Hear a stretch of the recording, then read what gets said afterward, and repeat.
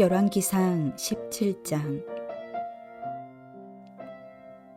길르앗에 우거하는 자 중에 디셉 사람 엘리야가 아합에게 말하되, 내가 섬기는 이스라엘의 하나님 여호와께서 살아계심을 두고 맹세하노니 내 말이 없으면 수년 동안 비도 이슬도 있지 아니하리라 하니라. 여호와의 말씀이 엘리야에게 임하여 이르시되, 너는 여기서 떠나 동쪽으로 가서 요단 앞 그리 시냇가에 숨고 그 시냇물을 마시라. 내가 까마귀들에게 명령하여 거기서 너를 먹이게 하리라. 그가 여호와의 말씀과 같이 하여 곧 가서 요단 앞 그리 시냇가에 머물매, 까마귀들이 아침에도 떡과 고기를 저녁에도 떡과 고기를 가져왔고 그가 시냇물을 마셨으나 땅에 비가 내리지 아니하므로 얼마 후에 그 시내가 마르니라. 여호와의 말씀이 엘리야에게 임하여 이르시되, 너는 일어나 시돈에 속한 사르밧으로 가서 거기 머물라. 내가 그곳 과부에게 명령하여 내게 음식을 주게 하였느니라. 그가 일어나 사르밧으로 가서 성문에 이를 때에 한 과부가 그곳에서 나뭇가지를 줍는지라. 이에 불러 이르되, 청하건대 그릇에 물을 조금 가져다가 내가 마시게 하라. 그가 가지러 갈 때에 엘리야가 그를 불러 이르되, 청하건대 내 손에 떡 한 조각을 내게로 가져오라. 그가 이르되, 당신의 하나님 여호와께서 살아계심을 두고 맹세하노니 나는 떡이 없고 다만 통에 가루 한 움큼과 병에 기름 조금뿐이라. 내가 나뭇가지 둘을 주어다가 나와 내 아들을 위하여 음식을 만들어 먹고 그 후에는 죽으리라. 엘리야가 그에게 이르되, 두려워하지 말고 가서 내 말대로 하려니와 먼저 그것으로 나를 위하여 작은 떡 한 개를 만들어 내게로 가져오고 그 후에 너와 내 아들을 위하여 만들라. 이스라엘의 하나님 여호와의 말씀이 나 여호와가 비를 지면에 내리는 날까지 그 통에 가루가 떨어지지 아니하고 그 병에 기름이 없어지지 아니하리라 하셨느니라. 그가 가서 엘리야의 말대로 하였더니 그와 엘리야와 그의 식구가 여러 날 먹었으나 여호와께서 엘리야를 통하여 하신 말씀같이 통에 가루가 떨어지지 아니하고 병에 기름이 없어지지 아니하니라. 이 일 후에 그 집 주인 되는 여인의 아들이 병들어 증세가 심히 위중하다가 숨이 끊어진지라. 여인이 엘리야에게 이르되, 하나님의 사람이여, 당신이 나와 더불어 무슨 상관이 있기로 내 죄를 생각나게 하고 또 내 아들을 죽게 하려고 내게 오셨나이까. 엘리야가 그에게 그의 아들을 달라 하여 그를 그 여인의 품에서 받아 안고 자기가 거처하는 다락에 올라가서 자기 침상에 누이고 여호와께 부르짖어 이르되, 내 하나님 여호와여, 주께서 또 내가 우거하는 집 과부에게 재앙을 내리사 그 아들이 죽게 하셨나이까 하고 그 아이 위에 몸을 3번 펴서 엎드리고 여호와께 부르짖어 이르되, 내 하나님 여호와여, 원하건대 이 아이의 혼으로 그의 몸에 돌아오게 하옵소서 하니, 여호와께서 엘리야의 소리를 들으심으로 그 아이의 혼이 몸으로 돌아오고 살아난지라. 엘리야가 그 아이를 안고 다락에서 방으로 내려가서 그의 어머니에게 주며 이르되, 보라, 내 아들이 살아났느니라. 여인이 엘리야에게 이르되, 내가 이제야 당신은 하나님의 사람이시오 당신의 입에 있는 여호와의 말씀이 진실한 줄 아노라 하니라. 어제 나누었던 열왕기상 16장에는 하나님 앞에 악한 왕들의 이름들이 등장합니다. 바하사와 그 뒤를 이은 엘라, 그리고 시므리로 이어지지만 다시 한번 발란이 일어나 오므리가 왕이 되면서 오므리 왕조가 시작됩니다. 그리고 오므리의 아들로 그 다음 왕이 되는 자가 악한 왕의 대명사 같은 아합입니다. 이 아합의 등장으로 16장이 끝나는데, 그러면서 오늘 17장은 왕이 아닌 선지자 엘리야의 이야기로 시작합니다. 엘리야는 이스라엘을 대표하는, 아니 성경을 대표하는 하나님의 사람입니다. 그에게 하나님의 성령이 임하셨고 그는 담대히 이 땅에서 하나님의 대리자가 되었습니다. 그리고 악한 지도자를 상징하는 아합을 찾아가 하나님의 말씀을 전했습니다. 하나님의 음성을 듣지 않던 아합에게 하나님께서는 선지자를 보내셔서 하나님의 말씀을 대언하게 하신 것입니다. 하나님께서는 엘리야를 통해 아합에게 엄중한 경고를 내리십니다. 오늘 17장에 세 편의 일화가 이어지는데 그 첫 번째 말씀이 아합왕과의 대결이 시작되는 첫 장면입니다. 길르앗에 우거하는 자 중 디셉 사람 엘리야가 아합에게 말하되, 엘리야는 아합에게 앞으로 몇 해 동안 비는커녕 이슬 한 방울도 내리지 않을 것이라고 경고합니다. 그리고 도망합니다. 하나님의 말씀을 대언했다고 해도 왕에게 위협을 가했으니 자칫 목숨을 잃을 수도 있기 때문입니다. 어마어마한 폭군 앞에서 정의를 외치고 하나님의 말씀을 전하는 것은 쉽지 않은 일입니다. 물론 용기도 필요하고 힘도 있어야 하지만 그 일에 우리가 쉽게 나서지 못하는 이유는 한 가지입니다. 그것 때문에 죽을 수 있기 때문입니다. 우리가 먹고 사는 일도 막힐 것이고 숨도 제대로 쉬지 못할 것 같기 때문입니다. 그러면서 이어지는 까마귀 사건은 오히려 그런 상황에서도 우리를 먹이시고 입히시는 분이 계시다는 것을 우리에게 보여주고 있으신 것입니다. 하나님의 일에 뛰어들면 이뤄갈 양식은 주님께서 준비해 주신다는 것을 보여주는 것이 이어지는 까마귀 사건일 수 있습니다. 엘리야는 현상금이 붙은 도망자 신세가 되었습니다. 그는 딱하게도 요단 앞 그릿 시냇가에 숨어 시냇물을 마시며 지냈습니다. 그리고 까마귀가 물어다주는 먹을거리를 먹으면서 그 생명을 유지했습니다.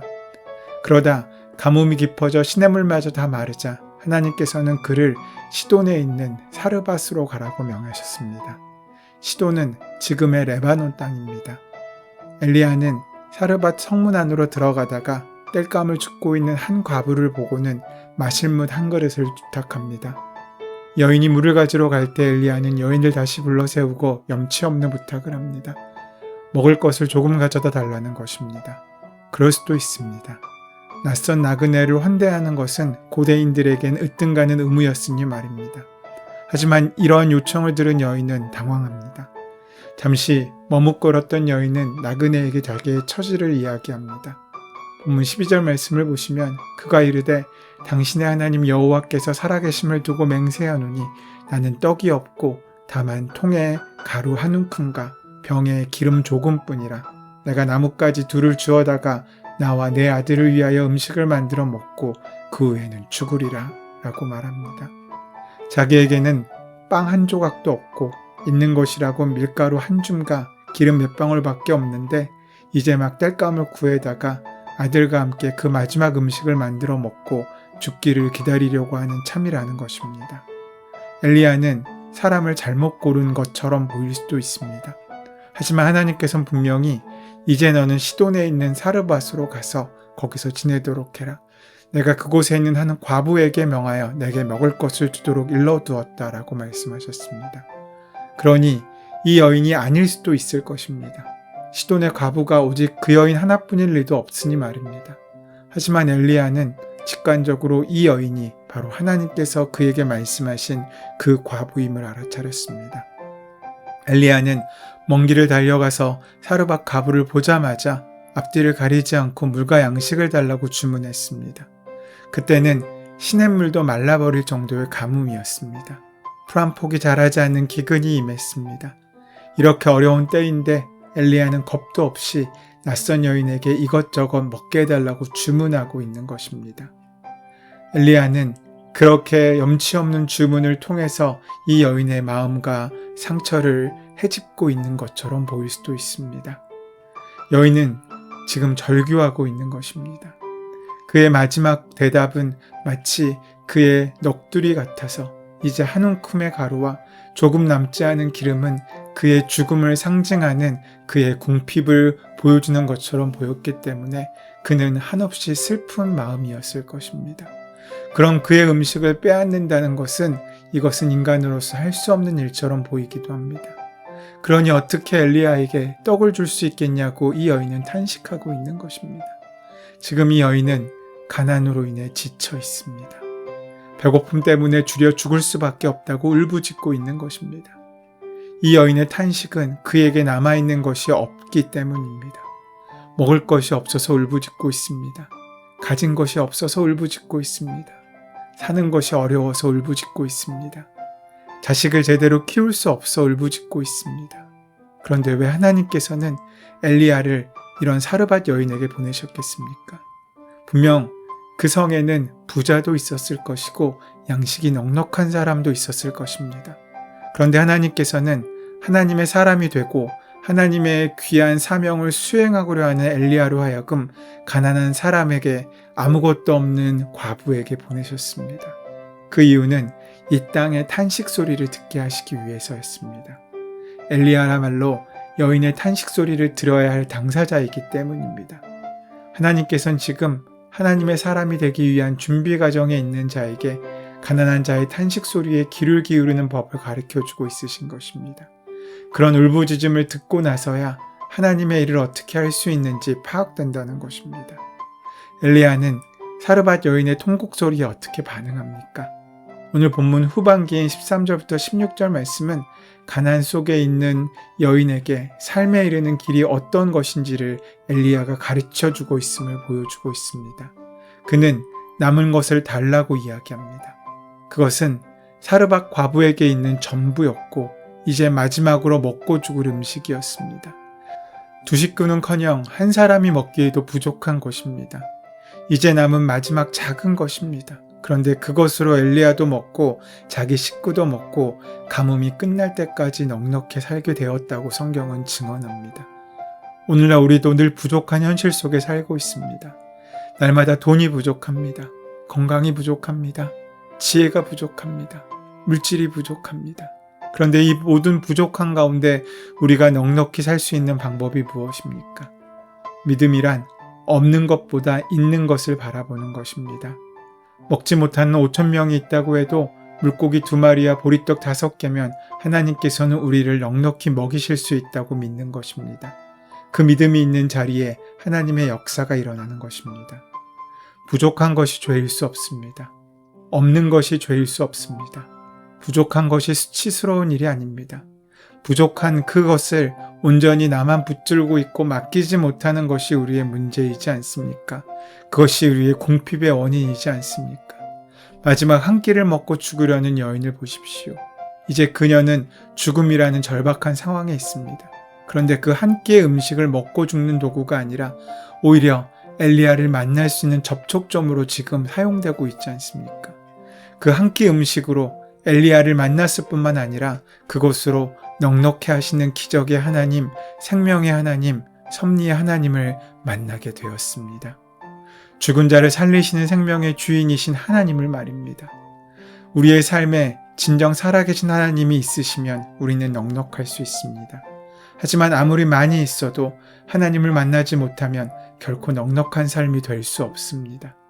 하나님 없는 인생은 욕심과 세상의 풍속의 종이 되어 끝없는 욕심의 수렁 가운데 배고픈 인생을 벗어나지 못하기 때문입니다.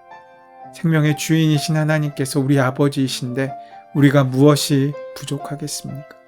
이제 더 이상 희망은 없다고 사르밧 과부는 이제 남은 밀가루 한 줌을 아들과 함께 마지막으로 먹고 인생을 끝내려고 했습니다. 그때 그 집안에 엘리야가 온 것입니다. 황당하게도 엘리야는 먹을 것을 달라고 했습니다. 그 여인은 자신조차 배를 채울 수 없는 그 작은 먹을 것을 엘리야에게 주었습니다. 그때 기적이 일어납니다. 그 집안에 밀가루와 기름이 떨어지지 않는 기적입니다. 이 기적은 마치 오병이어의 기적처럼 보입니다. 기적보다 더 주목한 것은 그 다음입니다. 그렇게 살리셨던 그 집안은 이제 먹고 살 만큼 좋은 일만 있어야 하지 않겠습니까? 그런데 아들이 아파 죽습니다. 아니 굶어 죽으나 병들어 죽으나 죽는 것은 매한가지인데 그렇다면 밀가루가 풍족한들 기름이 넘친들 무슨 소용이겠습니까? 왜 이런 일이 벌어져야 합니까? 우리 인생에서 깨달음이 있고 기적이 있다고 아픔과 눈물이 끝나는 것은 아닙니다. 우리 인생의 고통이란 사라지지 않습니다. 다만 그 고통을 다스리시고 함께 하시고 귀한 은혜로 함께 하시는 주님을 믿는 믿음만 있을 뿐입니다. 결국 엘리야는 하나님께 왜 이런 일이 일어났는지를 따지며 부르짖습니다. 그리고 그는 부활의 기적을 보게 됩니다. 죽음의 고통 없는 부활의 기쁨도 없고 배고픔의 아픔을 지나지 않는 풍족함의 은혜도 없습니다. 우리 인생에서 하나님의 은혜와 인도하심을 아는 것이 그래서 중요합니다. 순종의 삶은 아픔과 눈물의 골짜기를 지나면서 성장합니다. 아픔과 눈물의 골짜기를 지날 때 고난을 묵상하지 마십시오. 우리가 묵상할 것은 나를 향한 하나님의 계획이며 우리가 행할 일은 순종뿐입니다. 그 순종으로 이기시고 승리하는 저와 여러분 되시기를 소원하고 축원합니다. 은혜의 주님, 주님께서 저희를 광야의 훈련의 학교로 부르실 때 겸손과 믿음으로 반응하게 하시고 하나님께서 원하시는 거룩함을 이루는 인생이 되게 하여 주시옵소서. 예수님의 이름으로 기도드립니다. 아멘. 이제 오늘 허락하신 말씀이 나에게 주시는 말씀으로 만나지기 위하여 함께 본문을 묵상하시며 기도하시는 시간 가지도록 하겠습니다. 함께 기도합니다.